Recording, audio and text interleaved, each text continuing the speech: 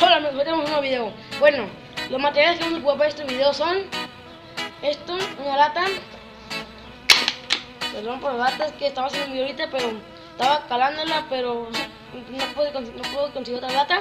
Bueno, tenemos la lata, lo que vamos a hacer es doblarla así. Ponemos la lata doblada, amigos, a la mitad así, queda así. Que las paredes de la lata toquen, no se alcanza a ver ahí. Si no se alcanza a ver, pues ya lo que van a quedar así, pues. Muy importante quitarle el ferrito que está aquí. Al abrirlo, ves que llevan un ferrito para no lastimarnos los labios, tenemos que quitarlo. También queda algo filoso aquí también, quitarlo. Bueno, ya que está así, amigos, se va a escuchar, ya vas a escuchar medio grave la voz, pero tenemos que doblarlo así. Ya que está así, lo ven.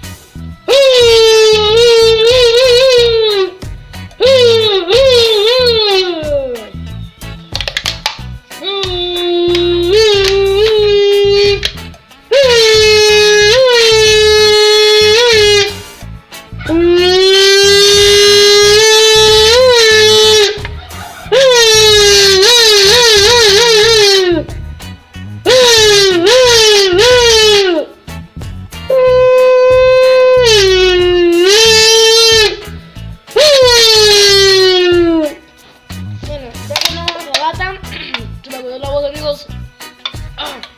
Bueno, ya ustedes con su voz van a hacer el sonido del carro como ustedes quieran, al ritmo. Claro que yo estoy haciendo una demostración aquí. Amigos, se me ha trabado la voz. Bueno amigos, es todo por hoy. Espero que se suscriban, denle like y compartan. Nos vemos en el próximo video, amigos. Bye.